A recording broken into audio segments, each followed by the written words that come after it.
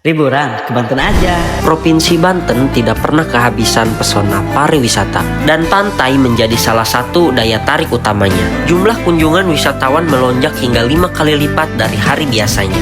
Dengan pengunjung yang didominasi dari wilayah Jabodetabek dan salah satu yang lagi banyak dikunjungi adalah Pantai Karangbokor.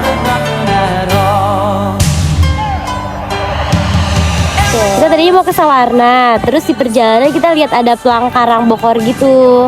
Dan ternyata ya, Pemandangannya tuh indah banget. keren banget, sumpah kalian harus coba. Ya adem juga kan, sejuk pokoknya. Karangbokor menawarkan pemandangan tebing karang yang langsung menghadap laut lepas.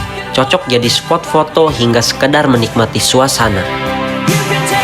Wisata di pantai ini sangat worth it buat keluarga, buat berkumpul bersama teman-teman juga, karena melihat keindahan pantainya yang sangat bagus sekali untuk dipejamkan oleh mata kita. Liburan Ke Banten aja.